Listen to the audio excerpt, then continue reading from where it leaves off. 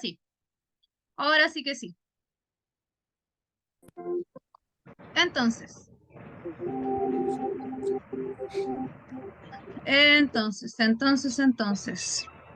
vamos a volver a compartir pantalla. Ya. Listo. Vamos a reiniciar de donde estamos. Dijimos que esto es una pérdida de continuidad de la piel, ¿cierto? Y que teníamos que comprender un concepto un poquito más básico con respecto a lo que era la piel, teniendo en cuenta que la piel tiene, como dijimos, que la piel tiene tres capas. La capa superficial, ¿cierto? Que es se podría decir la más delgadita, y la que está, les voy a bajar un poquito, les voy a silenciar un poquito, que es la capa más externa, que es la que está en contacto directo con el medio ambiente, la capa media, que es la que nos da la forma del cuerpo, y la capa más profunda, que es la que entra en conexión con todo lo que son los músculos, los huesos, tendones, tejidos nerviosos, etc.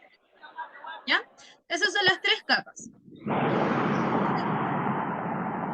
A ver, voy a silenciar las chicas un poquito para que puedan escuchar bien la clase. ¿Ya? Ahí está. Entonces, estas tres capas reciben cada una un nombre específico. La capa externa, que es aquella capa que entra en contacto directo con el medio ambiente y que además es un escudo protector, por así decirlo, contra los microorganismos del medio ambiente, se llama epidermis. ¿Ya? Y esa es la capa más externa. Literalmente la epidermis es nuestro escudo protector. Si la epidermis se rompe, entonces hay mayor posibilidad, probabilidad hay mayor posibilidad o probabilidad de que cualquier microorganismo que está en el ambiente penetre la epidermis que está dañada, ¿cierto? Y por lo tanto se vaya a, ¿cuánto se llama? A producir alguna infección, por ejemplo. La segunda capa, que es la capa intermedia, se le denomina dermis, solo dermis. Y la dermis es donde está, se podría decir, alojada la mayor cantidad, por ejemplo, de células de la piel, que son las que en la dermis es donde se van formando las diferentes células de la piel, que después son como cuadraditos, que cuando las células más externas de la epidermis se van muriendo, estas células de la capa de la dermis van subiendo hasta reemplazar a la piel muerta y así se produce la regeneración tisular o lo que vendría siendo la regeneración de la piel. ¿Ya? ¿Se entiende? ¿Hasta aquí vamos bien? ¿Sí? Ya, entonces, esa capa, que es la dermis tiene todo lo que son las glándulas sebáceas. ¿Ya? En las glándulas sebáceas, nosotros, como su nombre lo dice, nosotros en las glándulas sebáceas literalmente secretamos una sustancia que va a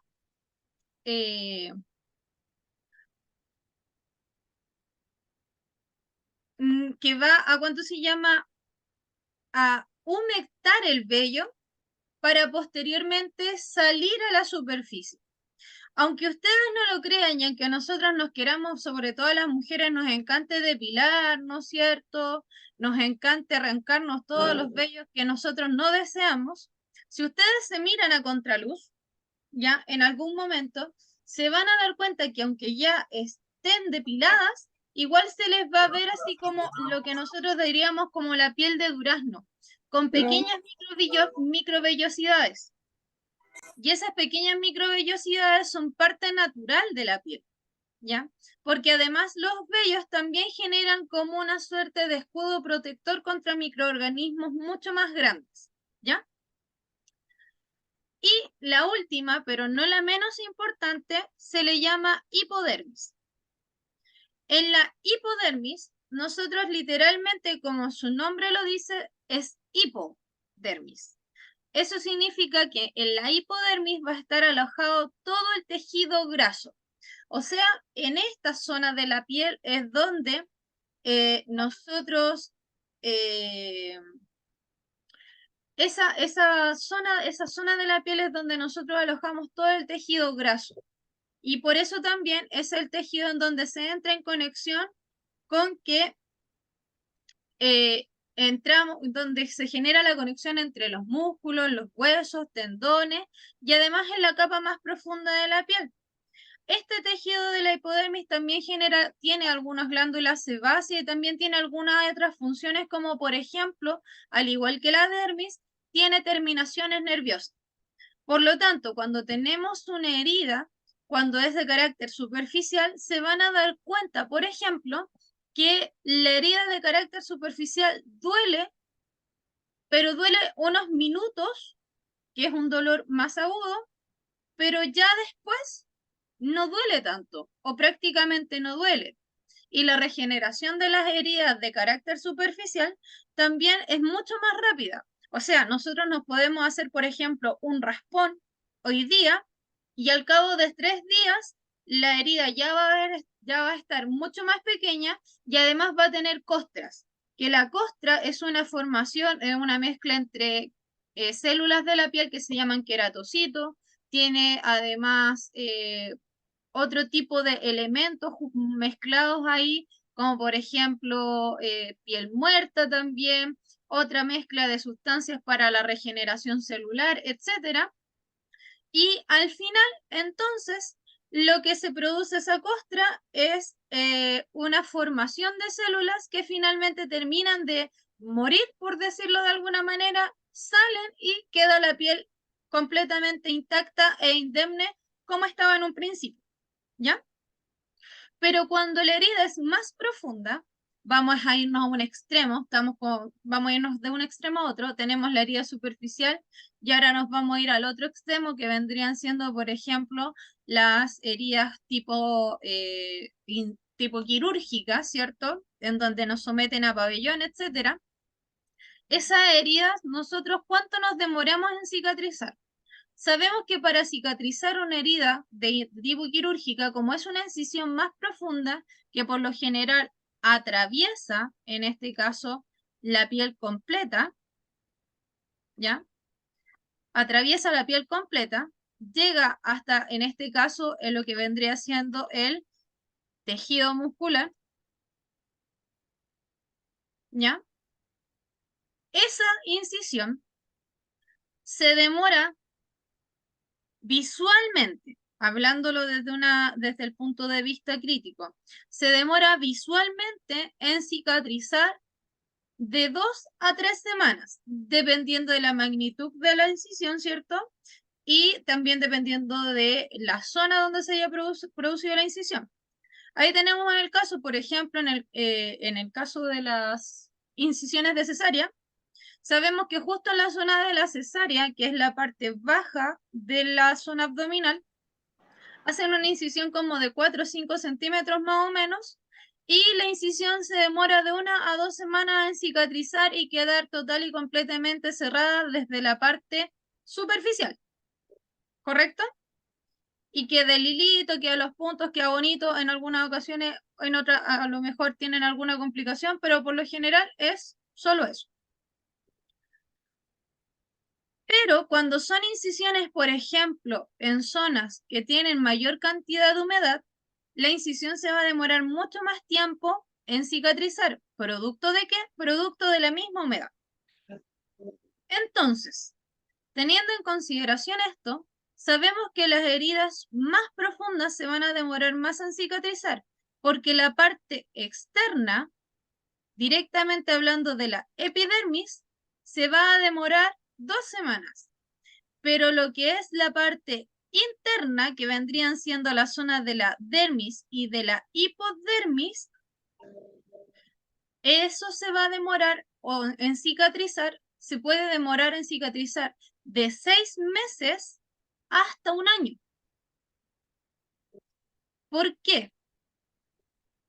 porque lamentablemente el tejido interno tiene una cierta humedad. A eso tenemos que sumarle que cuando ya uno, después de una operación, se empieza a sentir bien sin ningún problema, se empieza a movilizar. Y eso significa que los tejidos musculares internos también se movilizan con nosotros y eso también entorpece el proceso de cicatrización. ¿Ya? Por eso que las cicatrices profundas se demoran mucho más internamente en cicatrizar y ahí también porque en el caso de las personas de las mujeres específicamente que tienen cesárea, no se les recomienda volver a quedar embarazadas sino hasta el cabo de 2 años. ¿Para qué? Para que específicamente el útero, que vendría siendo la matriz donde está el embarazo, y así como también las capas del músculo se puedan cerrar completamente. Denme un segundo, chicas, necesito solucionar algo.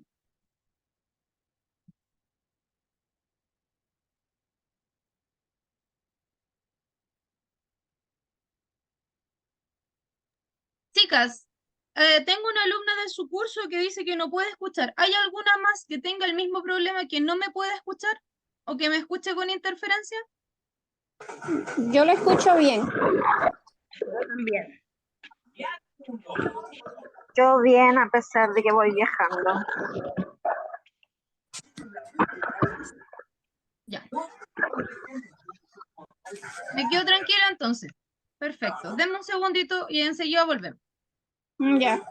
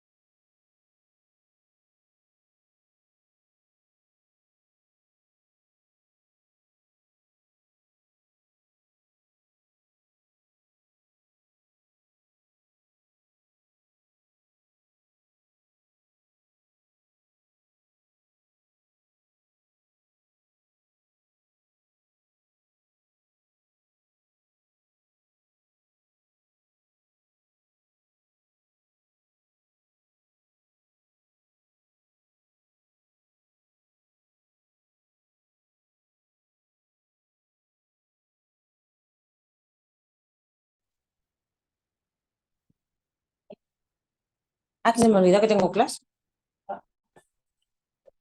Bueno, no se preocupe, yo lo recuerdo que estamos en clase. Listo, ahora sí. Entonces, como les decía, teniendo en cuenta estos dos factores, estos dos factores importantes con respecto al proceso de regeneración celular y de cicatrización, tenemos que considerar entonces qué tipos de heridas existen o por cuál puede ser la causa de una herida. Tenemos heridas que afectan directamente a la continuidad de la piel y cuando hablamos de una herida que afecta a la continuidad de la piel, tal como dijo una de sus compañeras, estamos hablando directamente de heridas que no necesitan afectar solamente a la epidermis, sino que pueden ser heridas que afectan, por ejemplo, a la capa intermedia, vendría siendo la dermis, o a la hipodermis, ¿ya?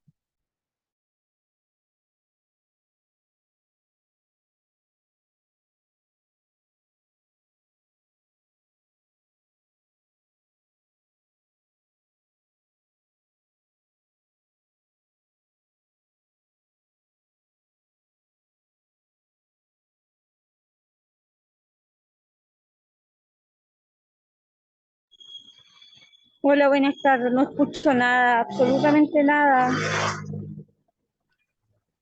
No, porque no estaba hablando, tenía el micrófono silenciado. Ahora sí. Entonces, teniendo en cuenta que pueden afectar a diferentes capas de la piel, epidermis, dermis o hipodermis, tenemos lesiones que pueden afectar o que pueden producirse por algún tipo de golpe, que pueden ser por objetos afilados, que pueden ser por incrustación de objetos, como por ejemplo cuando revienta un vidrio y nos cae directamente en la piel, o, por ejemplo, incluso podemos tener heridas producidas por algún tipo de lesión, como por ejemplo una quemadura, ¿ya?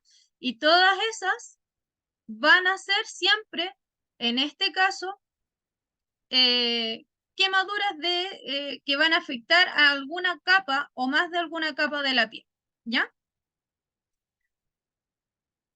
Entonces, teniendo en cuenta eso, tiene que considerar, la herida es una lesión en específico. Cuando esta herida se complica, tenemos dos complicaciones específicas.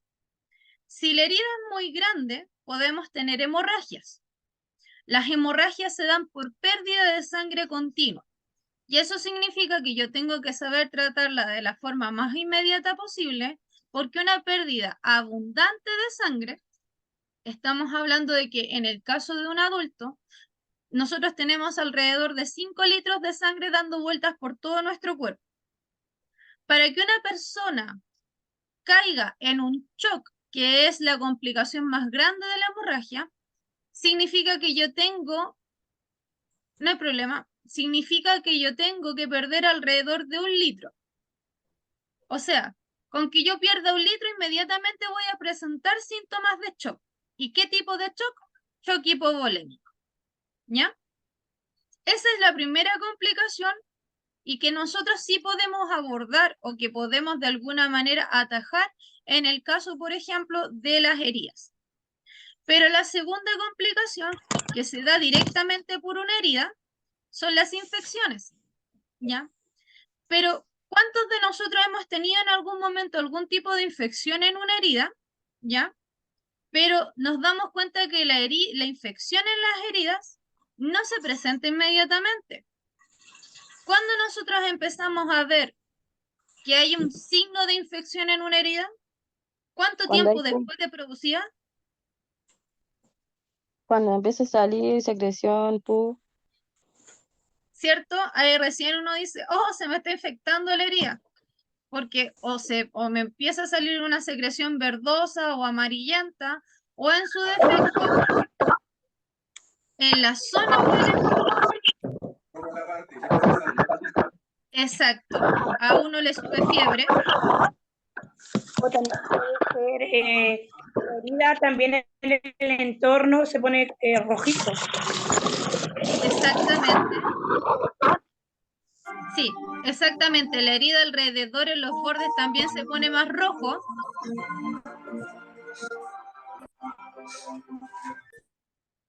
Se ponen los bordes de la herida más rojos, supura mucho, o en su defecto se van a dar cuenta que la herida también, la zona de la lesión, aumenta de temperatura. Lo que nosotros decimos coloquialmente que la zona de la herida se afiebra, más que uno.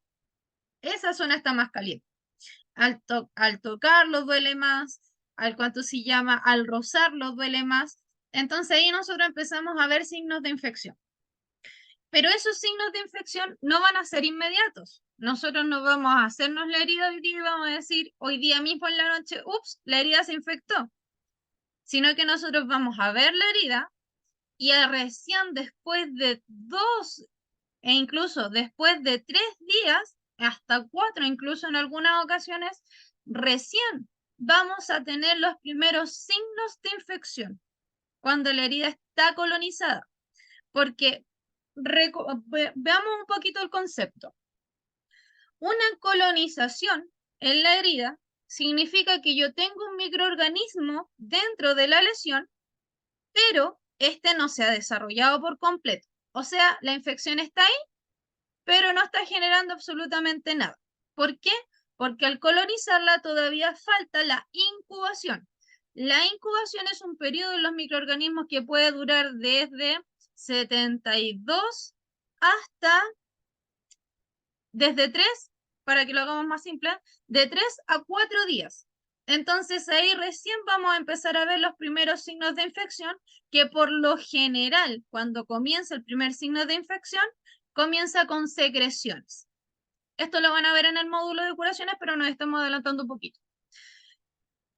Las secreciones pueden ser purulentas, o sea, verdosas, pueden ser amarillentas, pueden ser incluso así como un color como un color caramelo. Y eso significa que la herida está recién en un proceso de infección. Y ya cuando la infección está total y completamente alojada en la lesión y esta se está desarrollando a full, vamos a tener recién las secreciones purulentas, verdosas, mal olor, la abertura de la herida y todo lo que viene y lo que conlleva una infección un poco más compleja e incluso los otros síntomas más físicos como por ejemplo la fiebre. Entonces, teniendo en cuenta esto, sabemos que la infección es un proceso que se va a dar de manera paulatina en una herida. Por lo tanto, la infección, ¿cuál es la complicación que produce en una lesión? Es que va a enlentecer el proceso de cicatrización normal, lo va a alterar y por lo tanto la infección va a poder o puede causar fiebre y además aumento del dolor en la zona. ¿Qué pasa si la infección no se trata de la manera correcta? ¿O qué pasa si la infección, por ejemplo, avanza de manera descontrolada porque el antibiótico que se está administrando no es el correcto o no hay un buen manejo de la herida? La herida va a pasar a ser... ¿Cómo? Yo creo que también en heridas que no son tratadas, ¿cómo lo puedo explicar? Contaminan el torrente sanguíneo, sube la temperatura y puede causar la muerte. Exacto. Y eso recibe un nombre, Karina. Excelente intervención. Eso recibe un nombre específico. Ese proceso que acaba de mencionar Karina y que íbamos a describir ahora, cuando la infección, como dijo Karina, pasa al torrente sanguíneo, esta infección no solo va a darse directamente en la herida, sino que esta infección además va a traspasar el torrente sanguíneo y puede infectar cualquier otro órgano de nuestro cuerpo. Corazón, pulmones, riñones, toda la parte que ustedes se quieran imaginar del cuerpo la va a infectar o la puede infectar. Y eso que Karina mencionó y que estamos mencionando ahora es una diseminación infecciosa, que el nombre técnico es el shock séptico. ¿Ya? La diseminación de la infección a todo el torrente sanguíneo se le denomina shock séptico. Entonces, en las complicaciones tenemos dos subcomplicaciones más potentes que son potencialmente mortales. Una es el shock hipovolémico por pérdida de volumen y la otra es el shock séptico por la diseminación de la infección. Ambos tipos de shock en una persona, si lo enfocamos al ambiente, en este caso, de los adultos mayores o de cualquier paciente que pueda estar inmunocomprometido, que tenga alguna enfermedad crónica o que padezca alguna enfermedad de carácter autoinmune, estos dos tipos de shock no son potencialmente mortales. Estos dos tipos de shock son mortales. Casi en el 90% de las personas que tienen algún compromiso hemodinámico, hablando directamente, por ejemplo, de enfermedad crónica, enfermedad autoinmune, enfermedades inmunosupresoras, genera la muerte o produce la muerte. ¿Por qué? Porque el cuerpo comienza a funcionar de manera errónea o, por así decirlo, de mala manera. Se traba la máquina, como diríamos coloquialmente, y literalmente el cuerpo se bota a huelga y dice no trabajo más y se para. Y eso es lo que nosotros al final terminamos en el área intrahospitalaria denominando como una falla multiorgánica. Y ambos tipos de shock lo producen, no solo el shock séptico, el shock hipovolémico también. ¿Por qué? Porque como pierde sangre, deja de llegarle suministro y por lo tanto y lamentablemente el cuerpo no funciona de la manera correcta. ¿Se entiende la idea? ¿Sí? ¿Tienen alguna duda hasta aquí? Ya. Entonces, vamos a seguir avanzando. No se preocupen que yo borre los dibujitos van a quedar después en la grabación. Vamos a seguir entonces. Chanfle, chanfle, ahí sí. Entonces, para poder continuar, tenemos que saber, bueno, ya, sé cuáles son las complicaciones, sé cuáles son ¿cuánto se llama? ¿Qué es lo que es una herida? Sé cuáles son las complicaciones. Ahora, ¿qué me falta saber? ¿Qué tipos de heridas existen? Nosotros en este preciso momento vamos a mencionar 4 tipos de heridas específicas. Tenemos las heridas más comunes, que las heridas más comunes es aquella herida en donde yo veo pérdida de sangre, veo abertura de piel, ¿cierto? Veo compromiso de tejidos. Entonces, la primera son las heridas abiertas. En las heridas abiertas nosotros vemos la separación de la piel, ¿ya? Sé que tengo por un lado un tejido, ¿ya? Vamos a seguir trabajando con los dibujitos. Sé que tengo por un lado un tejido, sé que tengo por el otro lado el otro tejido, y que todo esto que está aquí es parte de la lesión, ¿cierto?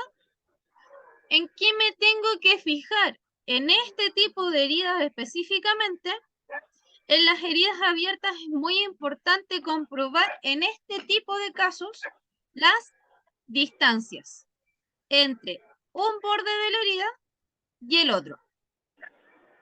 Separación. A mayor separación, necesitamos sí o sí una intervención quirúrgica. ¿Para qué? Para poder generar el cierre de la lesión.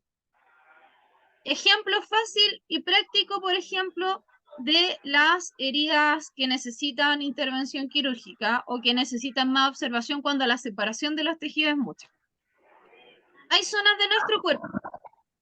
Dígame, Karina. Que pensando en el corte puede ser de cuchillo. Puede ser Ya profundo. tenemos, ¿sí? Tomando el mismo ejemplo que dice Karina, vamos a hablar, por ejemplo, de las incisiones con bisturí. Incisiones operatorias. Por ejemplo, las heridas que son en la zona del esternón, si ustedes se miran el esternón, se van a dar cuenta que tenemos más que nada piel y poco tejido graso, ¿cierto? Poco tejido. Entonces, estas lesiones que se producen en la zona, ya sea del esternón, que se producen en la zona de la frente, se van a dar cuenta que una vez producida la incisión, la separación de los bordes es mucho más grande. ¿Por qué? Porque aquí no tenemos tanto tejido adiposo. Aquí lo que tenemos más que nada es tejido muscular. Y el músculo al romperse, dijimos que ¿qué pasaba con el músculo cuando se rompía? Se recoge. Se separa. Exactamente, se separa. Entonces, al separarse, las heridas que se producen tanto en la cara como en el esternón tienen la tendencia a contraerse el músculo, por lo tanto genera una separación entre los bordes de la herida muchísimo mayor que, por ejemplo, las heridas que se producen en la zona de las piernas o que se producen en la zona de los mismos brazos. ¿Por qué? Porque, por ejemplo, en los bracitos nosotros tenemos más músculo, pero también tenemos más tejido graso, lo mismo que en la zona de las piernas, ¿ya? Por eso que es importante comprobar la distancia entre un borde a otro. Si la herida está muy separado un borde del otro, esto significa que sí o sí necesita una resolución quirúrgica, o sea, traslado al centro asistencial.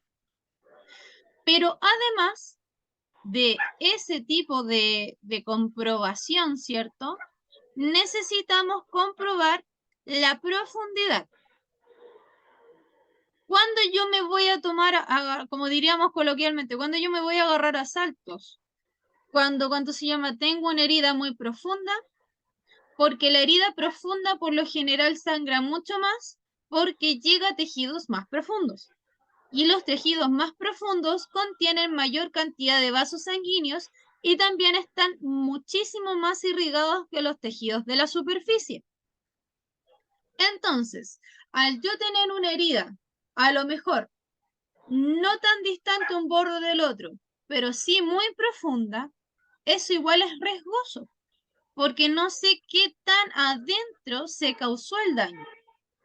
Y eso es lo que nos pasa, por ejemplo, con los cortes, como dijo Karina, con los cortes de cuchillo, con las armas cortopunzantes específicamente, o por ejemplo, con los objetos incrustados. Por eso que hay que idealmente poder comprobar distancia y profundidad.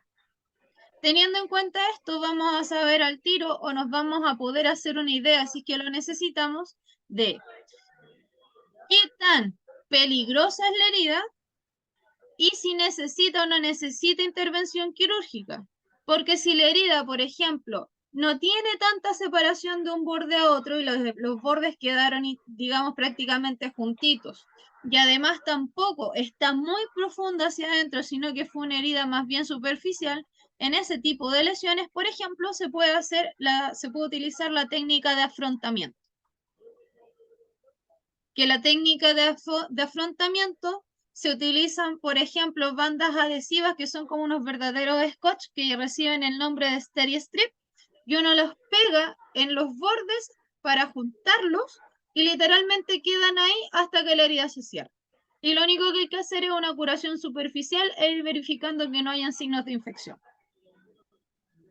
Ahora, hay otra técnica que se utiliza en ese tipo de... Profe, Dígame. sorry. Y cuando uno se corta y te ponen puntos, ¿cómo se llama esa? Depende, porque por ejemplo, si usted me habla de puntos, los puntos son una cosa. El punto, tal como su nombre lo dice, lo voy a tratar de dibujar aquí para que lo entiendan.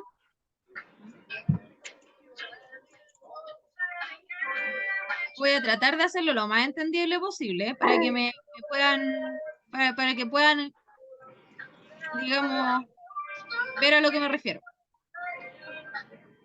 El punto, como preguntó Adelina, es eso, punto. Eso significa que la herida la van a ir tejiendo, la van a ir juntando punto por punto. ¿Ya? Pero está la otra técnica, que es la técnica de sutura. Y la técnica de sutura, lo que a mí me está diciendo es que, por ejemplo, yo voy a empezar en un punto, voy a usar la misma, por así decirlo, el mismo hilo, y voy a terminar de tejer hasta el otro lado. Esa es la diferencia. Por eso que es importante la diferencia entre punto y sutura. ¿Ya? De nada, Adelina. Entonces, esa es la diferencia entre punto y sutura. Pero además, en las heridas que, por ejemplo, tampoco tienen tanta distancia entre un borde a otro, pero son poquita cosa más profunda, en el servicio de urgencia, si tienen los medios, pueden ser que en ese tipo de casos, por ejemplo, le pongan punto. Pero si tienen otro tipo de recurso, incluso se puede utilizar un pegamento especial que se llama Histocril y literalmente es un pegamento. Lo echan dentro de la herida, juntan los bordes y le ponen unas bandas, les ponen las mismas bandas de Steri-Strip encima y lo dejan ahí. Y literalmente ese medicamento pega los bordes y sana, cierra completamente la herida. Profe, También, buenas tardes, disculpe que la interrumpa. Y el tema cuando hacen, el tema de los corchetes que le llaman, cuando las personas tienen este implante en las caderas, ¿qué tipo de...? Es que yo la señora que cuido en realidad tiene como esos corchetes y entre medio de repente le sale como un poquito de sangre. lo que pasa es que, por ejemplo, en el caso de las heridas de cadera, se utilizan mucho los corchetes porque, digamos que dan mayor firmeza, son más resistentes, pensando que en la cadera también tenemos zonas de prominencia ósea, que en el caso de los adultos mayores no están tan recubiertos como con tejido adiposo con tanto músculo como en el de un adulto joven, ¿cierto? Entonces, en las lesiones de cadera se utilizan mucho los corchetes porque permiten dar más firmeza a la herida operatoria para que se mantenga junta, pero el problema es que los tejidos que están de manera interna se utiliza la sutura normal.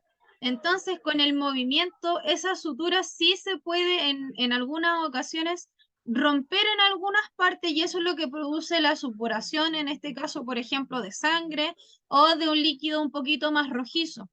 ¿Cuándo hay que entrar a preocuparse?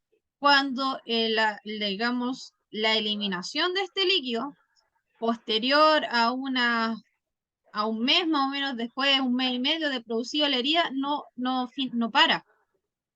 Porque se supone que al cabo de un mes, más o menos, en las heridas operatorias de cadera debiese estar la herida superficial cerrada. Pero las heridas internas también debiesen estar en un proceso de regeneración y por lo tanto la eliminación de secreciones debiese ser menos. Entonces, en los primeros meses sí es normal, pero ya después algo, por ejemplo, que el equipo multidisciplinario, si el paciente está en carácter de ¿cuánto se llama? De paciente domiciliario, debiesen ponerle un poquito más de ojo y además, si todavía tienen los corchetes, hacer un poquito más de curación, hacer una curación más seguida, pensando en que probablemente la herida no ha cerrado del todo y podemos tener una dehiscencia de la herida operatoria no externa, sino interna. ¿Se entiende la idea? Listo, gracias, profe. Sí, me quedó súper claro. Muchas gracias. Ya. Para los que no entienden el concepto de dehiscencia, hablamos de la abertura de los puntos. Literalmente la herida se rompe y se abre. Es mucho más común de lo que uno quisiera, sobre todo en los adultos mayores. ¿Ya? Entonces, por eso es importante volver a repetir las heridas abiertas, comprobar separación de los bordes y la profundidad. En el segundo tipo, tenemos, en este caso, las heridas cerradas. Las heridas cerradas, ustedes mismas lo mencionaron, y es aquella herida que no afecta a la zona de la epidermis, sino que va a afectar a la zona de la dermis y a la zona de la hipodermis. Literalmente, la herida se aloja en cualquiera de estos dos puntos. Por lo tanto, esta herida tiene carácter de herida cerrada. ¿Por qué? Porque la parte externa se mantiene intacta, pero la parte interna está dañada. ¿Cómo? A ver si alguien me sabe responder. ¿Cómo le decimos coloquialmente a este tipo de herida?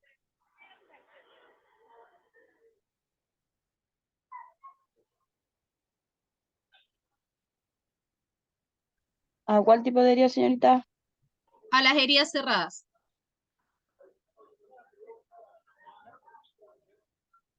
Nosotros le damos un nombre, coloquialmente hablando. Cerrado, interna. Moretones o hematomas. Muy bien. Moretones o hematomas. Ese es el nombre que recibe este tipo de lesión en su mayoría. Y cuando yo les hablo de moretones, la mayoría me sabe responder qué es en la piel, qué es lo que se ve. Una coloración morada, rojiza, ¿cierto? Por eso que este tipo de lesiones, que técnicamente se llaman heridas cerradas, nosotros en el mundo general la conocen por moretones. ¿Ya? Entonces, en las heridas cerradas o moretones, nosotros nos vamos a ver una pérdida de continuidad en la piel externa. La epidermis se va a mantener intacta. Pero la aparición de la coloración rojiza, de la coloración morada, ¿cierto?, en la piel, nos va a indicar que sí existió una lesión, pero que la lesión fue interna, que se dañó la dermis o la hipodermis. Dependiendo de la zona y la magnitud del moretón, ¿ya?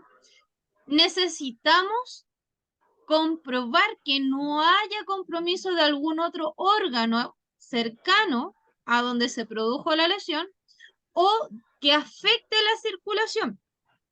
Por ejemplo, moretones que aparezcan en la zona del cuello, moretones que aparezcan en la zona abdominal, moretones que se produzcan en la zona ya sea de la nuca o de la frente, es importante descartar, por ejemplo, sobre todo en la zona de la cabeza, compromiso de la zona cerebral, que no se haya golpeado de alguna manera, que nosotros tengamos el moretón externo, pero que además se haya provocado una lesión en el cerebro producto del golpe.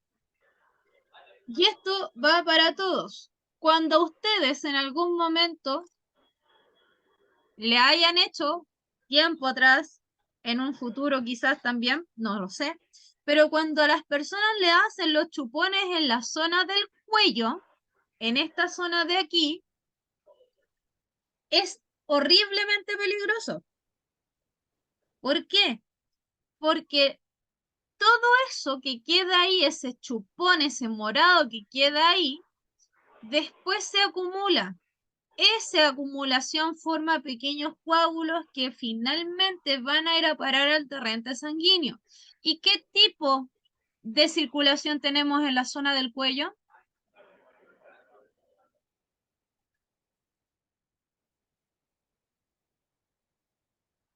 ¿Alguien sabe?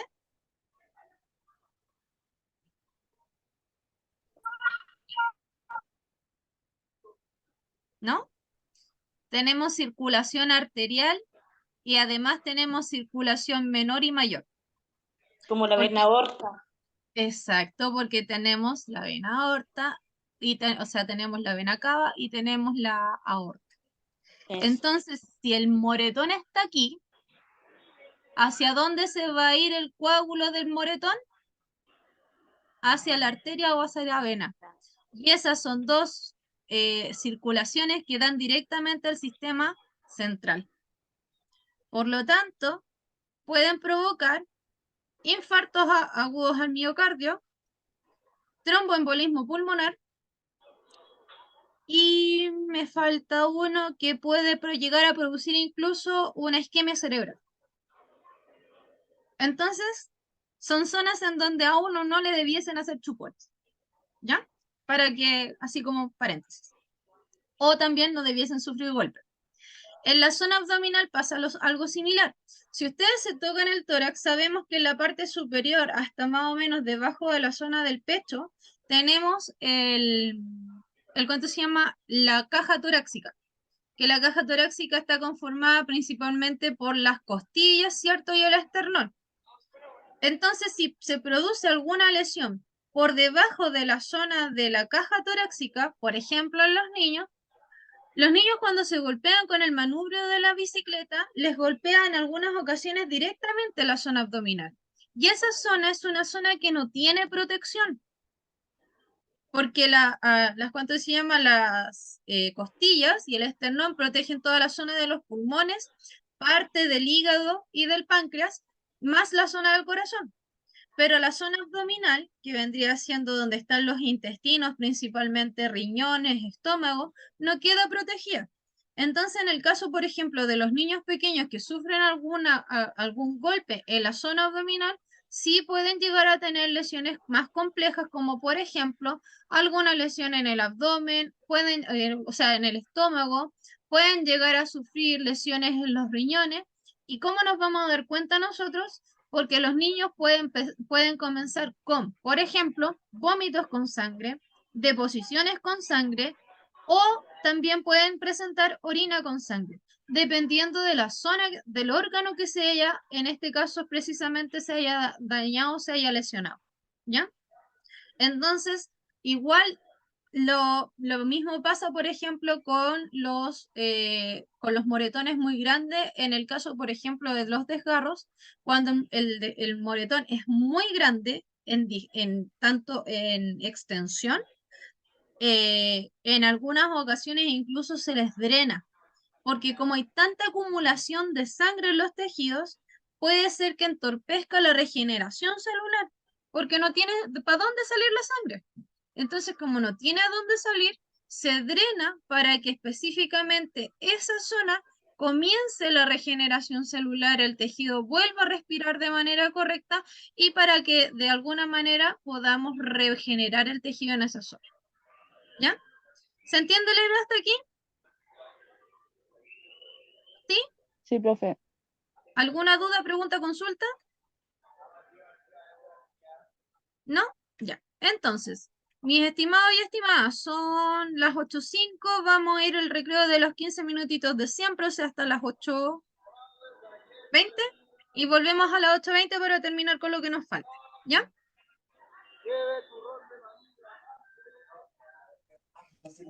¿Ya? 8:20.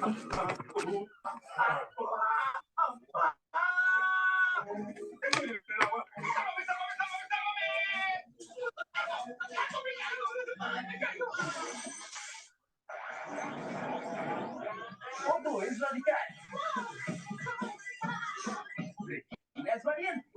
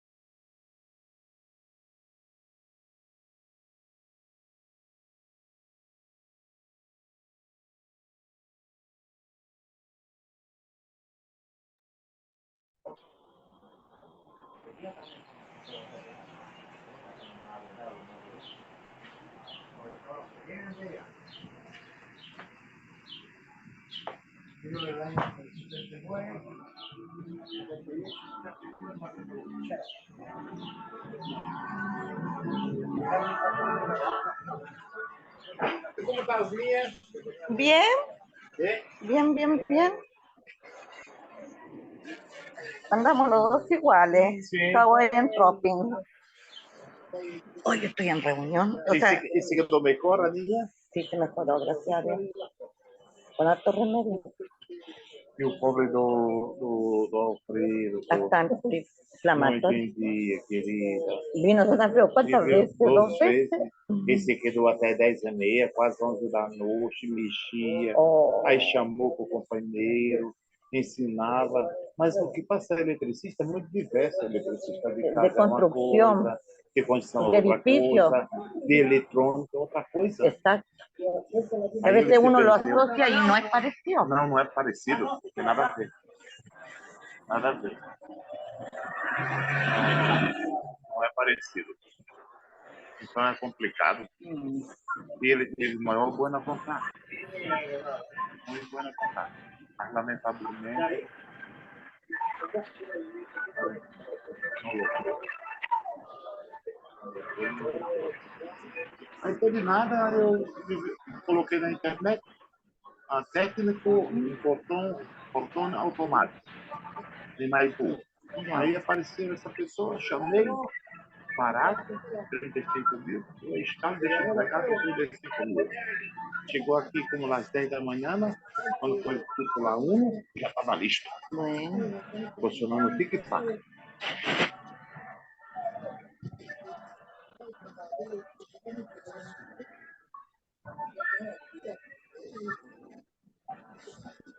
Hoy yo le iba a pedir por un cigarrito.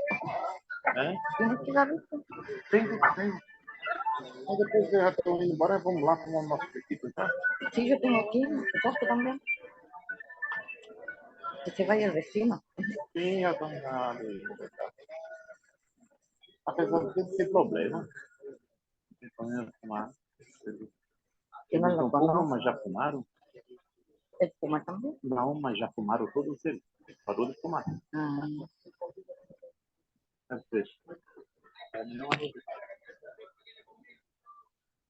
Eu posso se queimava, se cortava, clareava, iluminava, se movia e não passava mais.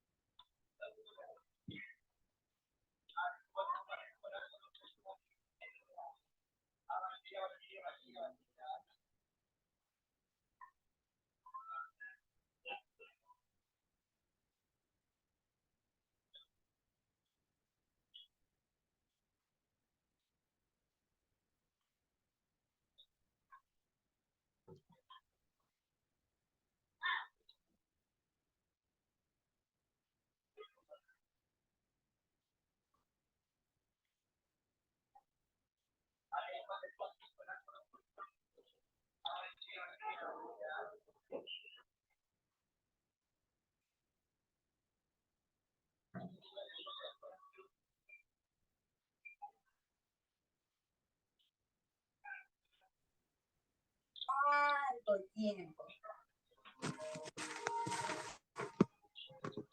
La práctica es el maestro.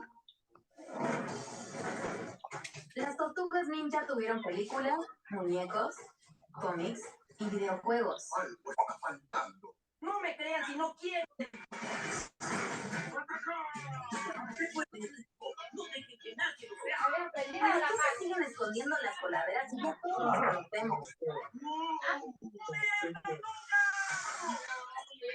Las tortugas ninja, televisión y streaming gratis en Pluto TV. Conoceremos chicas gato. Quédate conmigo, perro, y te enseñaré todos los trucos del negocio. La claridad todavía es de día. Debes conservar la serenidad. Está todas las luces apagadas. Son las 8:20, pero todavía está de día.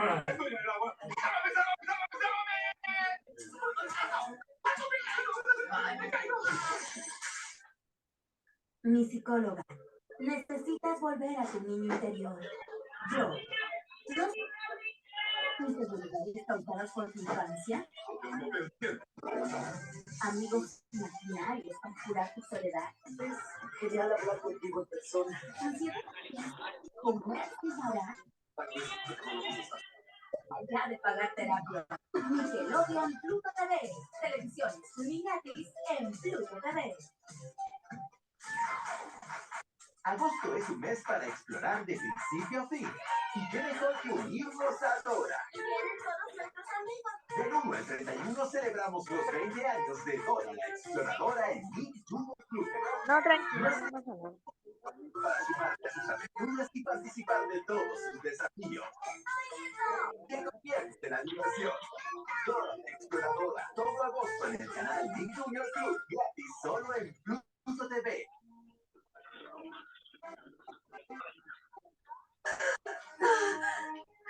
Poco más de 10 minutos. Eso estuvo increíble, Ryan. Bueno, para un humano. Creo que puedo mejorarlo. ¿Podemos intentarlo? De acuerdo.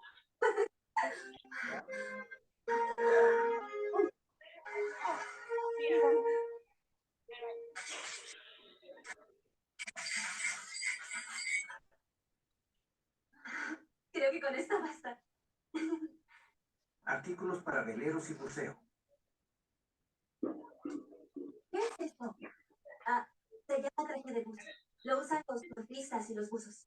¿Por qué necesitarían un traje para sumergirse? Evita que se enfríe el cuerpo. ¿Y crees que lo necesitarás? Digamos que tenemos conceptos muy diferentes de lo que significa agua fría. ¿Puedo ayudarles con algo? No, estamos bien. Hola. Hola, Yo me llamo Zack. yo soy Coral. Hola. Es un apretón de manos. Eso sí. Hola, soy Ryan. Iré por allá a ver más cosas. Ven, si quieres probarte el traje de buzo, ahí está el vestidor.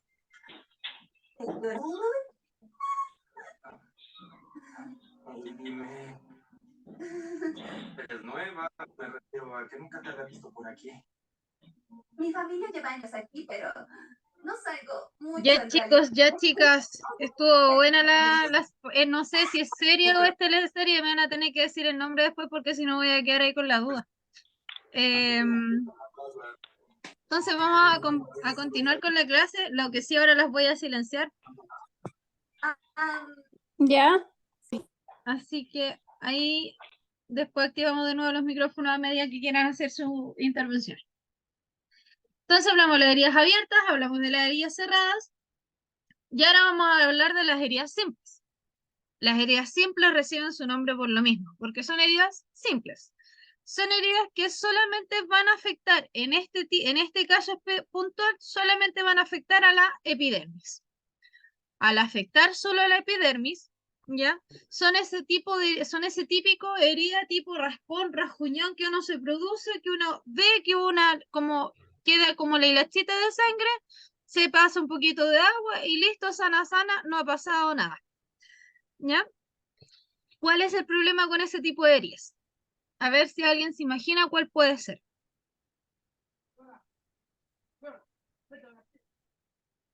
¿Alguien tiene una idea cuál puede ser la complicación con las heridas simples?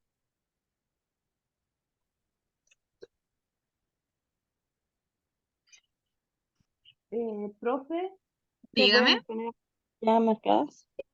Oh, Dolor local. ya, dolor. El dolor es agudo, pero pasa. Problema de la cicatrización. Problema de la cicatrización, ya. ¿Y el problema de la cicatrización por qué sería?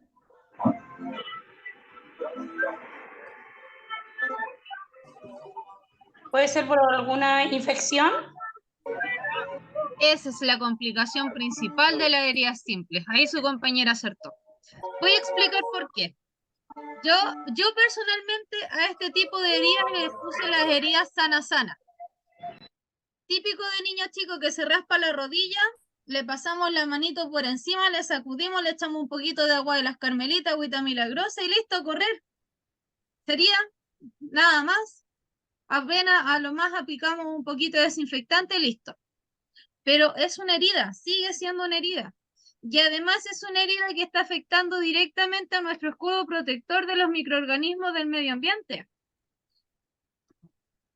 Si nuestro escudo protector, para que se entienda mejor, está roto y nosotros no hemos puesto ningún método de defensa en esta zona específicamente para que no ingresen los microorganismos, ¿qué va a pasar? Se va a infectar.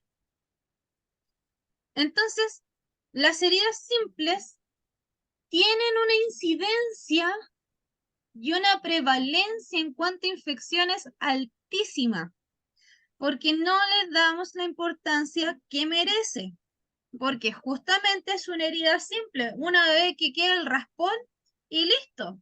Pero resulta ser que cuando uno no limpia de la manera adecuada, quedan pedacitos quedan restos, por ejemplo, de piedrecilla, quedan restos de tierra, quedan restos de otro tipo de sustancias que pueda haber tenido el lugar donde la persona o el niño se cayó y se golpeó, ¿cierto? Entonces es una herida que si no ponemos atajo se va a infectar muy rápidamente y muy fácilmente y pasar de ser una herida simple a ser una herida infectada. ¿Ya? Las heridas simples se caracterizan porque solamente van a afectar a la epidermis, no hay compromiso de algún otro tejido alrededor y el dolor va a ser local, va a ser en ese punto, en ese preciso lugar donde se produjo la herida. Entonces, si puede evitar la infección, se pueden evitar las infecciones, recordando que todas las heridas, independientes si son heridas simple, abierta, cerrada, complicada o de cualquier tipo que ustedes se imaginen que puede ser, la deben cubrir, la deben tapar por a lo menos 24 horas. Todas las heridas se deben proteger del medio ambiente una vez realizadas. Hasta el típico cuerito que se vuela que se sacan aquí de los padrastros que le dicen ustedes, hasta esas heridas se pueden infectar, son súper fáciles de que se infecten porque aparte que uno se la con los dedos, con los dientes, ¿cierto? Dígame, Karina. Pero sí, le iba a comentar al respecto de que, claro, al cubrirla, a uno mismo le pasa en el día a día, cualquier herida, lesión que tenga lo más visible o lo más cercano, al ponerle un parche, qué sé yo, un parche de curita, se humedece esa herida. Y cuesta, por lo menos a simple vista, produce el efecto de humedad. Y ahí cuesta más cerrar, cicatrizar, qué sé yo. Fíjense en algo que está diciendo Karina que está bien. Pero todas las heridas, recordemos que todas las heridas o la mayoría de las heridas se pueden cicatrizar en un ambiente fisiológico húmedo. Porque la piel tiene un cierto porcentaje de humedad. Ah, ya, perfecto. Entonces sí, es cierto, se humedece, perfecto, pero no es lo mismo humedecer que una herida que esté mojada. Además estamos hablando que, por ejemplo, en caso de cualquier herida, se debe proteger por a lo menos 24 horas. Las resto de las heridas, por ejemplo, en las heridas abiertas, si ustedes se ponen a pensar, las heridas abiertas incluso están cubiertas por hasta 3 días seguidos. Pero en las heridas abiertas, sobre todo, por ejemplo, en las heridas operatorias, se realizan curaciones de carácter simple o de carácter avanzado según el tipo de lesión que se presente. En las heridas simples es solo eso, cubrir por 24 horas, verificar que la herida haya parado la hemorragia y después para retirar, para no sacar de un sopetón, como diríamos nosotros, ¿cierto? Pegarle el tirón al parche, se puede humedecer con un poquito de agua y se va sacando de a poco el parche. Y después la herida puede quedar al descubierto sin ningún problema. Pero en las primeras 24 horas es importante el parche para la prevención de ingreso de los microorganismos por la zona de la herida. Porque en las heridas simples, el proceso de cicatrización comienza a las horas de haberse producido. Ahora, en el caso como pregunta Karen aquí, que si la persona tiene diabetes, en el caso de las personas con diabetes, hasta las heridas simples debiesen estar cubiertas por lo menos 3 días.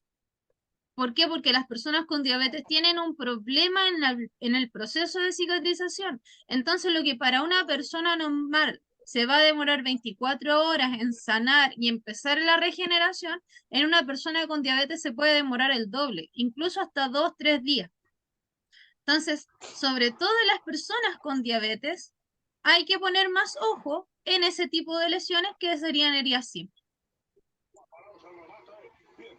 ¿Tati? ¿No? Ah, ya. Entonces, el último tipo de herida que vamos a ver son las heridas complicadas. Su nombre lo dice y le da el término completo del significado. Heridas complicadas. Heridas grandes, profundas, mucha sangre, mucho dolor, mucho llanto, mucha queja. ¿Ya? Las heridas complicadas por lo general son mayormente relacionadas con algún tipo de lesión más traumática. No hay problema, Tati. Son relacionadas mayormente con heridas más traumáticas, hablando directamente, por ejemplo, por golpes, caídas a gran altura, aplastamientos, atropellos, etc. ¿Por qué? Porque hay una afección de múltiples órganos producto de las heridas complicadas. No solo se va a afectar la zona de la piel, hablando de sus 3 capas, sino que también se van a afectar otro tipo de órganos como los vasos sanguíneos, los huesos, tendones, ligamentos, etc. Por lo tanto, va a haber mucha sangre, va a haber heridas complicadas. Para que se hagan una idea, en muchas ocasiones es ver como una escena de película de terror. Hay mucha sangre por todos lados, ¿ya? Y las hemorragias que se producen en las heridas complicadas, en la mayoría de los casos, son muy difíciles de poder manejar. Por lo menos hablando de nivel prehospitalario. Como primeros auxiliadores, cuesta mucho manejar las hemorragias de una herida complicada. ¿Ya? Entonces, más o menos háganse la idea del escenario que ustedes pueden ver cuando se enfrentan a una herida complicada. ¿Ya? Va a haber mucha gente gritando, va a haber mucha gente adolorida y va a haber mucha sangre por todos lados. Entonces, ¿cuáles son los primeros auxilios que yo puedo entregar en este tipo de lesiones? El tipo que sea. Lo primero es una buena lavada de manos con agua y jabón, o post pandemia la mayoría quedó con el hábito de utilizar alcohol gel. ¿Se puede utilizar alcohol gel? Sí, pero tengo que preocuparme de que antes de atender a esa persona el alcohol gel se haya secado y evaporado completamente de mis manos. Recuerden que el alcohol gel es eso, alcohol con una mezcla de gel, ¿ya? En segunda instancia, es importante un segundo punto que aquí yo no lo menciono, porque sabemos que en primeros auxilios estamos utilizando lo que nosotros tengamos a mano. Pero si por A, B, C motivo, yo en el lugar donde estoy atendiendo a la persona para brindarle los primeros auxilios, tengo guantes desechables, debo utilizarlos. ¿Por qué? Porque los guantes desechables son métodos de barrera de protección para evitar el contacto directo con fluidos de alta peligrosidad, como vendría siendo en este caso específico la sangre. Los fluidos biológicos altamente peligrosos vienen siendo sudor, deposiciones, orina, sangre y semen. Esos son los 5 más potencialmente peligrosos y los que la mayoría de nosotros podemos manejar dentro de nuestra área, ¿ya? Entonces, por eso es importante que, insisto, no se menciona aquí porque estamos entendiendo de que vamos como primeros auxiliadores a utilizar lo que tengamos, pero si tengo guantes, debo utilizarlos, ¿ya? Una vez que yo he hecho este procedimiento previo, voy a observar a la persona y voy a verificar cualquier parte de la escena, si la escena es segura, si yo puedo asistirla, si no puedo asistirla, y una vez que yo compruebo que es seguro para mí, veo a la persona y veo si es que hay dolor, si es que hay hemorragia, si la hemorragia tiene, ¿cuánto se llama?, alguna característica específica que vamos a ver un poquito más adelante, y qué tipo de herida es. ¿Es una herida complicada? ¿Es una herida abierta? ¿Es una herida cerrada? Etcétera, ¿ya? Dentro de lo que yo observo, tengo que tratar de determinar la causa de la herida. Si la causa fue, la herida se produjo por un aplastamiento, si la herida se produjo por un golpe, si la herida se produjo por un atrapamiento, cualquiera sea la causa. Tengo que tratar de determinarla o incluso dentro de lo que se pueda preguntarle a la persona cómo se produjo la lesión para poder intervenir de mejor manera.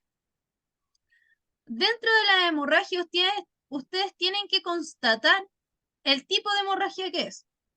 Porque no es lo mismo manejar una hemorragia venosa que manejar una hemorragia arterial. La hemorragia venosa, ustedes la van a poder distinguir de una hemorragia arterial por 2 factores importantes. El primero es el color de la sangre de la hemorragia venosa. La sangre venosa, ojo, escuchan bien, la sangre venosa es de un color rojo más brillante. ¿Ya? Es rojo brillante y además la sangre sale como que si hubiesen abierto la llave del agua y escurre. Sale nomás. Más fuerte. Saca. ¿Ya? Sale. Es flujo, es un flujo constante. ¿Ya? Esas son 2 características de la sangre venosa. La sangre arterial, la diferencia principal es el color. La sangre arterial tiene un color literalmente como vino. Así más negrita. Es más, e incluso hay algunas personas que, sobre todo las que están bien alimentadas, va a salirles casi negra. ¿Ya? Así que ahí se van a poder dar cuenta al tiro si es que tiene problemas de sangre o no tiene. La cosa es que va a ser más negra. Va a ser bien oscura. Y además, se van a dar cuenta que esta sangre no va a fluir, sino que va a brotar y va a salir impulsos. Se van a ver como pulsaciones.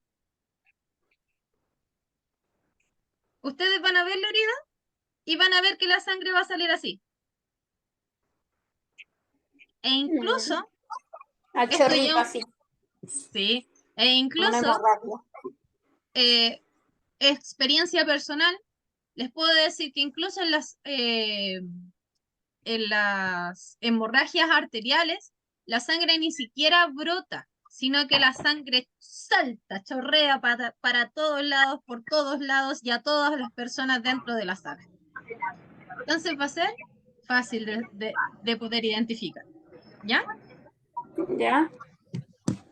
Y es importante determinar si es venosa o arterial, porque la sangre arterial va directo al sistema circulatorio central, que vendría siendo el corazón. Yo pierdo sangre en el corazón, la persona ¿qué le va a pasar? La persona se va a parar, o sea, va a caer en un paro cardiorrespiratorio. ¿Ya? Y obviamente si la persona cae en un paro cardiorrespiratorio y además está con un choque hipovolémico, créanme que las probabilidades de sobrevida de esa persona son de menos del 50%. Por otro lado, si la sangre es venosa, la sangre venosa me permite un tiempo de respuesta más acotado, pero me lo permite para poder auxiliarlo, trasladarlo, estabilizarlo y trasladarlo. La sangre arterial no me da tanto tiempo. Créanme que cuando una persona tiene una hemorragia arterial, ustedes van a darse cuenta que a los 2 minutos de estar con la hemorragia, la persona se va a descompensar completamente y va a caer en paro. No así con la sangre, con ¿cuánto se llama? Con la hemorragia venosa. La persona después de casi 5 a 10 minutos con una hemorragia venosa, recién va a empezar con los signos de shock en su totalidad. O sea, tenemos tiempo, ¿ya? También en las heridas tienen que observar los objetos incrustados que puedan quedar dentro de la lesión. Vidrios, trozos de madera, piedrecillas, etc. Independiente de que si ustedes lavaron la herida para poder verificar la zona, ¿cierto? Cosa que es correcto que se haga, que yo aplique agua directamente sobre la lesión o suero fisiológico sobre la lesión para poder ver la magnitud, ¿cierto? Pero si yo veo dentro de la herida algún objeto que esté incrustado, madera, fierro, vidrio, e incluso hasta un arma cortopunzante, ustedes no lo deben retirar. Por nada. No tiene de las verdes de estas, ¿cierto? ¿Cómo? ¿Sí? No. Ah, no. ¿Qué? No sé, ¿era para mí? Lo más probable. ¿Ya? ¿Ya? ¿Puede llevar esto? Ok, no, yo no me voy a llevar nada. Ya. Si yo tengo algo incrustado, no lo debo retirar. ¿Por qué? Porque ese objeto incrustado en la lesión está generando las veces de tapón. Si yo lo retiro, en primera instancia, no sé a qué profundidad está, por lo tanto, no sé qué tejido se está afectando. Y en segunda instancia, si yo lo retiro y estaba, por ejemplo, por ponerles un ejemplo, estaba rozando alguna arteria y yo al retirarlo ya no rocé la arteria, sino que la rompí, voy a tener una lesión muchísimo mayor y obviamente mucho más compleja. Entonces, por ningún caso y por ningún motivo, yo debo retirar un objeto. Si no salió con la limpieza previa que yo le hice, no salió. Y simplemente no salió. Lo dejo ahí hasta que lo trasladen al centro asistencial y que la persona que está en el centro asistencial se encargue de hacer una limpieza más exhaustiva, cosa que si la persona se descompensa, está en un medio donde tienen todo lo necesario para poder estabilizarlo en caso de emergencia. ¿Ya? Importante reconocer el uso del alcohol. El alcohol es un desinfectante, pero es un desinfectante de superficies. O sea, yo si tengo una herida, yo creo que la mayoría lo ha hecho, y yo creo que aquí hay pocos que me pueden decir, profe, yo no lo he hecho. Pero ¿cuántos de ustedes cuando se les hace una herida toman el alcohol, lo echan en una gasa o en una mota de algodón y lo pasan justo directo sobre la herida, cosa que le arda? Y sentir que le arda porque sabe que si le arde le está desinfectando. Son pocos los que me pueden decir que no, o que me pueden decir, no, profe, yo no lo hago. Es reconocido que así la mayoría de la gente lo usa. No, profe, yo no lo hice, yo me corté con un cuchillo y me puse papel de esto de rollos para secarse o secar cosas. ¿Vallanova? Sí, de eso me puse porque mi piel se abrió como un bistec. Entonces recurrí a eso, no me eché nada. Y ahí me Menos llevaron mal. a la Ash. Muy bien, menos mal. Pero teniendo en cuenta, por ejemplo, heridas pequeñas, yo sé que sí lo hace. ¿Ya? Entonces, explicación breve. El alcohol es un desinfectante de superficies. No se puede utilizar directamente sobre una herida, porque el alcohol, con el porcentaje, con el grado alcohólico, por algo se llama alcohol, con el grado alcohólico que tiene, lo que produce es una quemadura. Y si produce una quemadura, ¿favorece o entorpece el proceso de cicatrización? Complica más la situación. Exacto. Se complica. Lo complica, lo entorpece o lo enlentece. Entonces, esa es la sensación de quemadura, esa es la sensación de ardor que nosotros sentimos cuando nos echamos alcohol directo a la herida, es porque efectivamente el alcohol está cumpliendo su función de desinfección quemando la herida, lo cual es completamente insano. O sea, voy a curar una herida quemándola. No. Para que se haga la idea de que eso es lo que estamos haciendo cuando aplicamos el alcohol directamente. ¿Ya? Entonces, ¿el alcohol yo lo puedo utilizar en una herida? Sí, pero ¿cómo lo puedo utilizar? Aplicando el alcohol por los bordes de la lesión, nunca sobre. O sea, para que los bordes de la herida se desinfecten, y sobre la lesión lo que sí puedo utilizar es un desinfectante a base de una sustancia que se llama les voy a dejar aquí, clorexidina, que ese sí es un desinfectante tópico, y es un desinfectante que si ustedes van al supermercado o a la farmacia y compran uno de los botiquines prefabricados que actualmente venden en cualquier lado, la mayoría viene con un desinfectante de este estilo.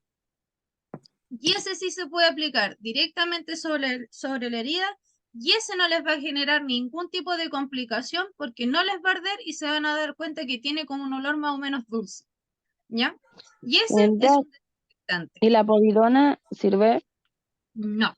Y ahí también vamos a explicar por qué. Y eso es un no rotundo por si acaso. Ya. La povidona tampoco se debe utilizar directamente sobre una herida porque la povidona a nivel extrahospitalario, o sea, para nivel local, hablándolo así, está contraindicado porque lamentablemente la povidona, ¿cuántas la han aplicado y se han dado cuenta que la consistencia de la povidona es más o menos como cremosa y además se demora en secarse?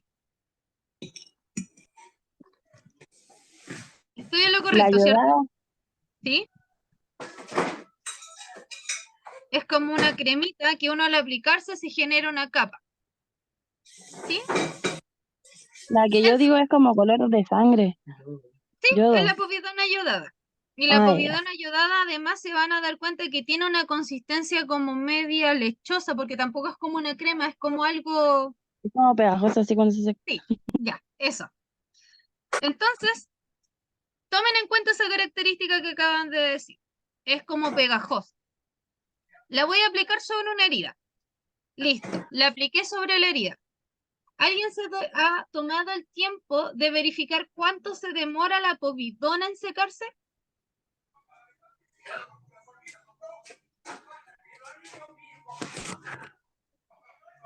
Nota verde, paréntesis importante. La povidona se demora alrededor de un minuto y medio en secarse, dependiendo de las condiciones ambientales.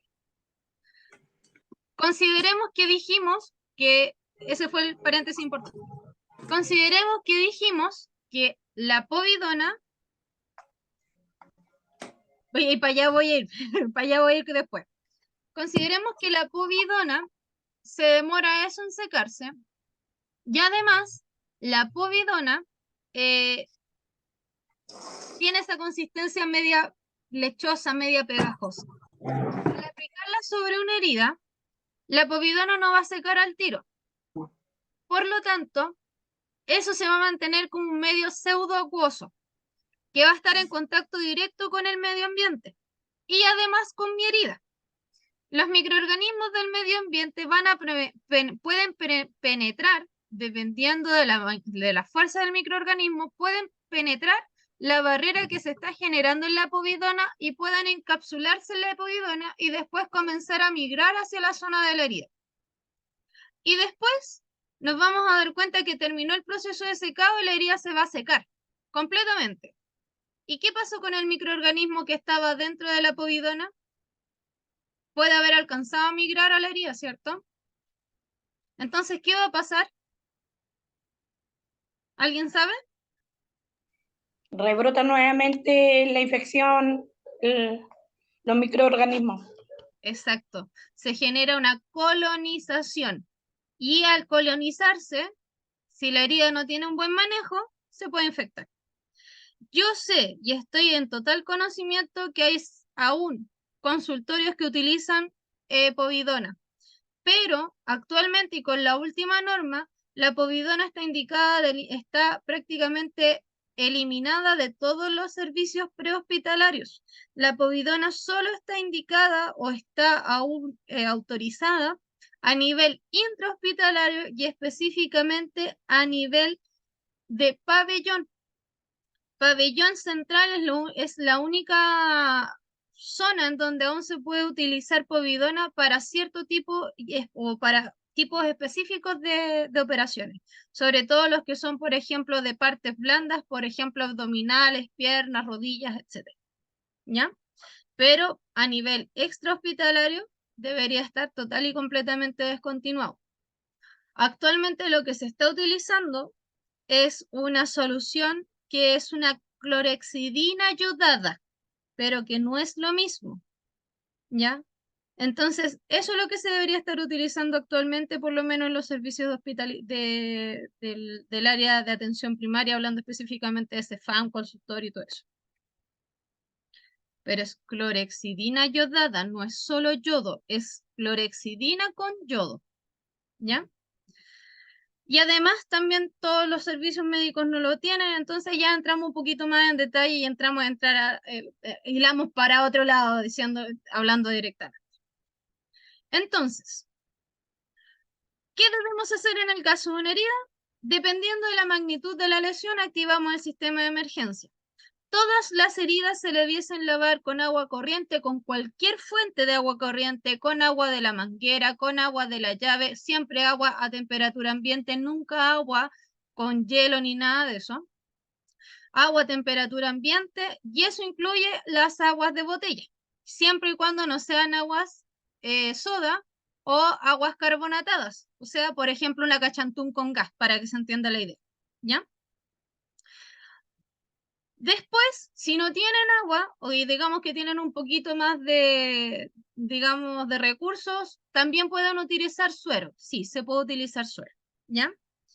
Después de haber limpiado la herida, se protege la zona con algún vendaje, con alguna tela, con algún apósito y se cubre y se venda.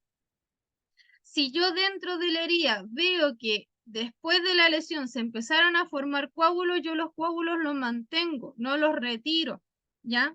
Y lo que debo hacer es, en este caso, mantenerlos porque el coágulo cumple una doble función. Impide la penetración de microorganismos y además detiene la hemorragia. Si la herida, como les dije anteriormente, tiene objetos cortopunzantes, o se produjo, mejor dicho, por objetos cortopunzantes, oxidadas, la clorexidina yodada, corazón, siendo súper honesta, la clorexidina yodada no sé si la venden en las farmacias. Lo que sí sé es que la clorexidina sola sí la venden. ¿Ya?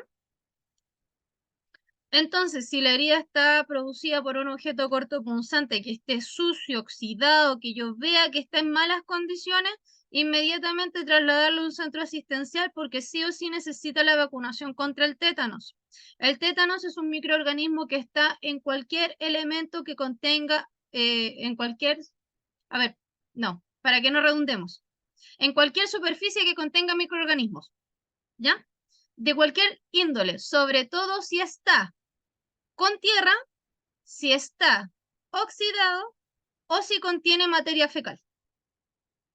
Por eso, por ejemplo, los que se cortan o se entierran un clavo oxidado o que se cortan con alguna lata, tienen que trasladarlo al centro asistencial y le aplican 3 vacunas de tétano. Hay casos en que las mujeres, ojo aquí con lo que voy a decir, las mujeres no reciben las 3 dosis de tétano o no reciben ninguna siempre y cuando en el plazo menor a 6 meses hayan sido mamás. ¿Por qué? Porque a nosotros, las mujeres, parte del plan de vacunación maternal incluye una vacunación contra el tétanos preventiva. Entonces, en ese tipo de casos, por ejemplo, las mujeres se pueden, digámoslo de alguna manera, salvar del pinchazo. Pero en el resto de los casos se aplican de 2 a 3 dosis dependiendo de el tiempo de la última vacunación la fecha de la última vacunación que hayan recibido. ¿Ya? Entonces, vamos a pasar a ver algo bien específico que es la hemorragia. La hemorragia, en la mayoría de los casos, los niños si se cortan, se caen, se raspan, no pasa nada.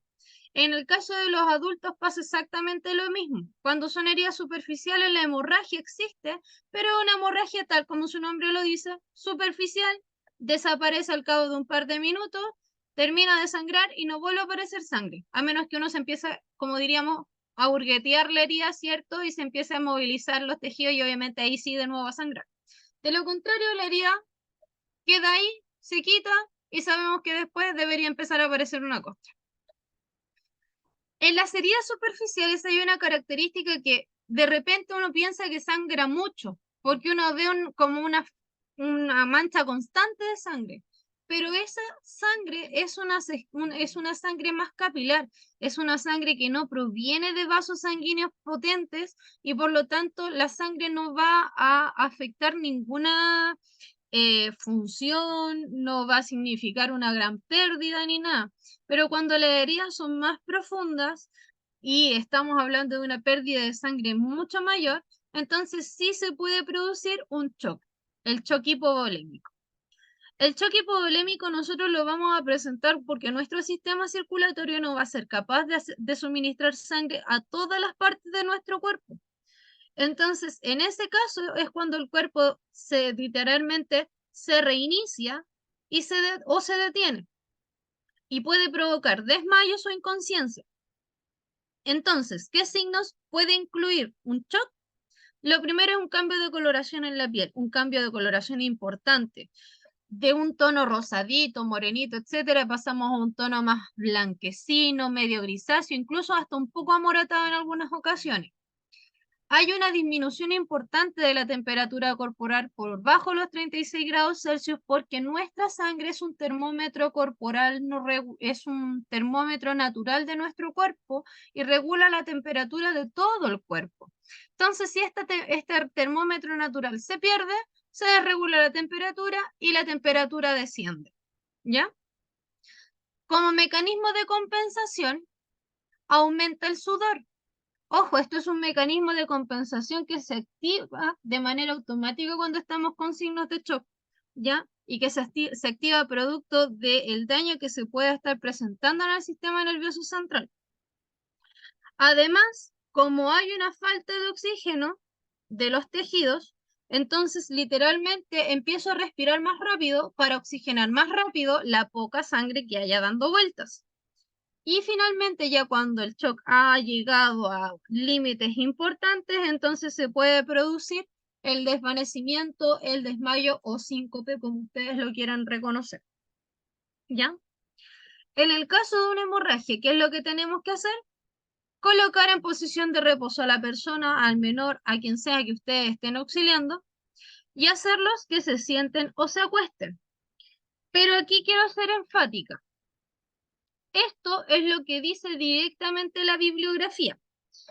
Yo les voy a poner el siguiente caso. Tengo una persona sentada con una hemorragia en la pierna. Y la bibliografía a mí me dice que tengo que hacer que las personas se sienten o se acuesten y posteriormente tengo que elevar la zona donde esté la hemorragia por sobre el nivel del corazón. ¿Para qué? Para que disminuya la cantidad de sangre que fluye hacia la herida y por lo tanto de esta manera poder parar la hemorragia. Si hicieron la imagen mental, tengo a la persona sentada con una herida en la pierna y necesito elevar la pierna por sobre el nivel del corazón. ¿Es posible? ¿Si está sentada? No, torniquete. No. Ni siquiera el torniquete. El torniquete no está indicado en primeros auxilios. No para primeros auxiliadores legos. Ni siquiera ahora, de hecho, en la última actualización a torniquetas lo eliminaron hasta de lo que es el manejo avanzado. Entonces, ¿qué es lo que deberíamos hacer realmente? Posición de reposo al menor o que se acueste. Exacto. Deberíamos hacer que la persona se acueste. No está recomendado el torniquete porque las personas realmente no saben aplicar un torniquete. Y nosotros como primeros auxiliadores, o lo que también se denomina auxiliador lego, no tenemos el manejo de un torniquete como tal. ¿Ya? El manejo del torniquete tiene que tener una característica específica y tiene que cumplir con requisitos específicos que yo no se los voy a mencionar. ¿ya? Pero para que entiendan que no es llegar y hacer un torniquete, no es que yo llegue y le ponga algo en la pierna, lo apriete y lo cierre, no, no es así, ¿ya? Ahora, para que ustedes comprendan más o menos cómo debemos de tener una hemorragia. Vamos a hacer el siguiente ejercicio. Yo tengo una herida en la zona del brazo, ¿ya? Entonces, yo en esa zona voy a aplicar un primer apósito. Lo puse. Listo. Ahí está mi apósito. Apreté, comprimí por a lo menos durante 10 a 15 minutos. Volví a revisar a los 15 minutos y no. Seguía sangrando. Dejé ese primer apósito, voy, tomo un segundo apósito y lo coloco encima del primero. Y hago lo que nosotros decimos la técnica del sándwich. El primer apósito, o sea, el segundo apósito sobre el primero y comprimo 10 minutos más. Verifico nuevamente. Pucha, la herida sigue sangrando, no se detiene. ¿Qué es lo que hago? Retiro este segundo apósito y lo cambio por un tercero. Y lo coloco encima. La herida se detuvo, perfecto. Mantengo estos dos apósitos y vendo. Si ustedes se dieron cuenta de lo que yo les acabo de explicar, jamás retiré el primer apósito. Ya, profe. Retiré el segundo y retiré el tercero. Pero el primero siempre se mantuvo en la misma posición. ¿Alguien me puede decir por qué? Porque Para al evitar sacarlo igual circunscripción. puede retirar un poquito de piel o como que la sangre como se coagula, se seca, como que vuelvas a abrir la área. Exactamente. Justamente por eso. Porque si yo retiro el primer apósito que está en contacto directo con la herida, voy a retirar todos los coágulos que se hayan formado hasta ese momento y que probablemente hayan detenido la hemorragia. Ya. ¿Ya? Entonces, por eso nunca jamás de los jameses se retira el primer apósito. Yo puedo retirar o cambiar desde el segundo apósito en adelante, pero el primero siempre se mantiene. Y cuando la herida terminó, finalizó la hemorragia, lo vendo automáticamente. ¿Ya? Entonces, en heridas con elementos incrustados, lo que yo tengo que hacer, obviamente, es activar el sistema de emergencia. Y en ese tipo de casos, lo que yo debo hacer es tomar, en este caso, ¿cuánto se llama? La lesión, o sea, el elemento, y debo realizar un vendaje alrededor del sitio de la incrustación, justo alrededor. Hacer un vendaje o colocar algún elemento, una venda, un apósito, lo que sea, para poder fijarlo y evitar que este elemento que está inserto en el cuerpo se mueva, ¿ya? Lo tengo que colocar primero en una posición cómoda, obviamente, idealmente de, ¿cuánto se llama? De espaldas. Le pongo el vendaje alrededor y lo fijo para evitar que se mueva o que dañe otros órganos. Pero nunca lo retiro porque no sé qué tan profundo está y qué otros órganos pueda estar, en este caso, lesionando. Y finalmente, lo último que nos queda, que son las amputaciones. Las amputaciones son más comunes de lo que ustedes creen. ¿Cuántos de ustedes en algún momento nos han aplastado los dedos en la puerta? ¿O se han aplastado los dedos cerrando la ventana? Yo creo que alguna vez en nuestra vida a todos nos ha pasado.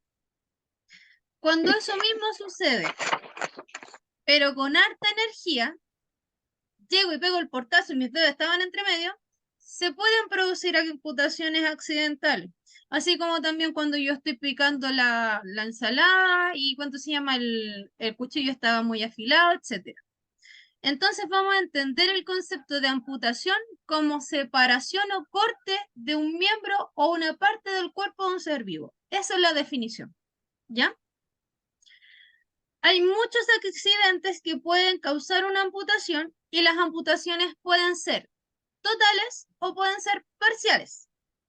Eso significa que una amputación total es la eliminación completa de una extremidad, desde el hombro hacia abajo en el caso de los brazos, desde la ingle hacia abajo en el caso de las piernas. Pero también podemos tener amputaciones parciales. Por ejemplo, la punta del dedo, que vendría siendo una falange, el dedo completo, la muñeca, el codo, lo mismo en el caso de las piernas. Y ahí tendríamos una amputación parcial, ¿ya? Pero teniendo en cuenta eso, también tenemos que considerar que la ciencia ha ido avanzando y por lo tanto hay ciertas lesiones que dependiendo de la integridad del miembro que haya sido amputado, se pueden reimplantar. Pero para que el miembro se pueda reimplantar con éxito, tienen que seguirse ciertas recomendaciones. ¿Cuáles son esas recomendaciones? Lo primero y lo más importante es que siempre tienen que trasladar en conjunto a las dos cosas. Me explico. A la persona y al miembro amputado los tienen que trasladar juntos. O sea, que mientras una persona se dedica a atender al accidentado amputado, ¿cierto? Para el control de la hemorragia, etcétera, otro se tiene que dedicar a buscar el miembro amputado. Mientras ese otro encontró el miembro amputado, lo que yo voy a hacer es tomar el miembro, limpiarlo solamente con agüita y posteriormente secarlo. Para tratar un miembro amputado para favorecer la reimplantación, lo que yo tengo que hacer es, después de limpiarlo, secarlo bien seco, tomo una gasa húmeda y coloco ¿cuánto se llama? Coloco el miembro amputado encima de la tela húmeda, no estilando, no mojada, húmeda. Y lo envuelvo. Una vez que está envuelto, tomo este miembro amputado envuelto en la tela húmeda y lo deposito dentro de una bolsa. Y esa bolsa no tiene nada dentro y tiene que cerrarse herméticamente para que nada ingrese. Después esta misma bolsita cerrada herméticamente con la tela con el miembro amputado dentro, lo voy a tomar y la voy a depositar en una segunda bolsa que puede contener solo agua, puede contener solo hielo o puede contener agua con hielo. ¿Para qué? Para poder mantener la temperatura adecuada a temperaturas bajas para que los microorganismos que puedan haber ingresado al miembro no se propaguen y podamos, en este caso, el miembro ser reimplantado de manera exitosa. Nunca depositen un miembro que está amputado directamente sobre agua o sobre hielo, porque si yo pongo un miembro que está amputado directamente sobre agua para conservarlo, quiero que me hagan el siguiente ejercicio. Cuando ustedes se demoran mucho en la ducha, cómo les quedan los deditos después de haber estado mucho tiempo en la ducha? Arrugado. Mi promesa de no volver, pero no sabía qué hacer. ¿Cierto? Y eso es lo mismo que les va a pasar a ese miembro. La diferencia es que una vez que ese miembro se arruga no se va a volver a estirar. ¿Por qué? Porque nosotros lo que se nos produce es una lisis celular. Las células son unas verdaderas esponjas que al absorber demasiada agua se rompen, pero posteriormente se pueden regenerar rápidamente y por eso volvemos a tener los dedos estirados después de unos cuantos minutos. En este caso, ese miembro está extraído de nuestro cuerpo, por lo tanto no hay nada que pueda favorecer esa regeneración celular para que vuelva a estirarse la piel. Y por otro lado, si lo deposito adentro de hielo directamente, recuerden que el hielo también produce quemaduras, entonces tampoco me va a servir la reimplantación. ¿Ya? Eso sería. Dudas, consultas, preguntas. ¿Tiene que ser más de hielo, más de agua o 50 y 50? Da lo mismo. Puede ser 50 y 50, puede ser 60-30, pueden ser como ustedes quieran. La ideal es lo importante aquí, que para la mantención de la temperatura tiene que ser una temperatura menor a la temperatura ambiental. Eso es lo importante. Ahora, si es 60-30, 20-30, da en estricto rigor como que da exactamente lo mismo. Lo Entonces, que Profe, sea una- disculpe, y si en caso de emergencia no tenemos gasas, ¿qué otra cosa podemos utilizar? cualquier elemento que esté limpio, cualquier tela que esté limpia. Ok, muchas gracias.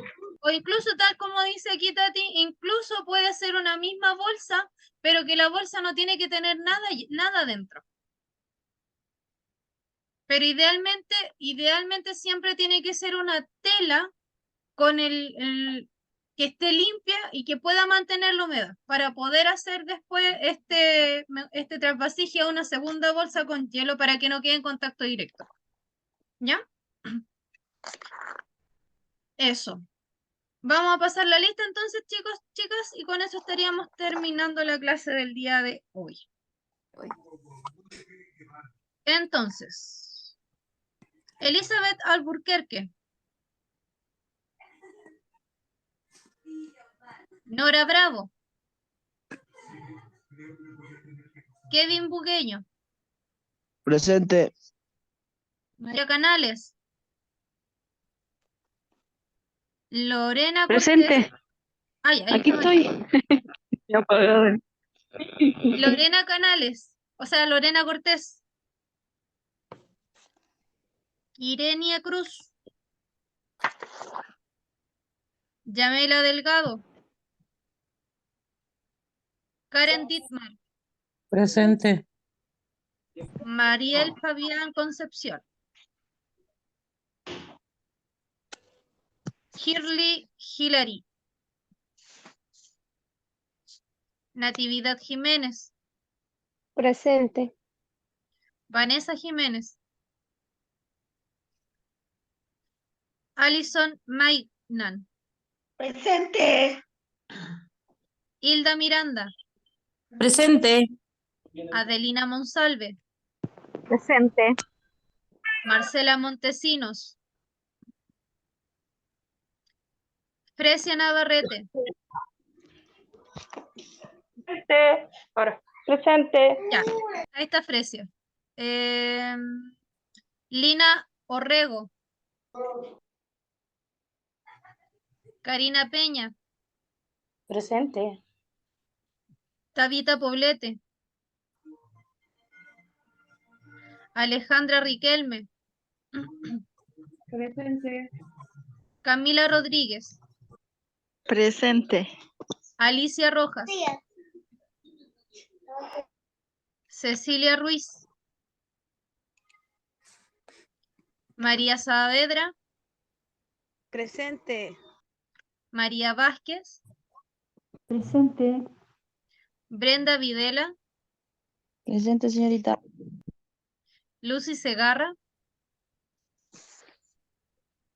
Catherine Sexpi Presente, profe.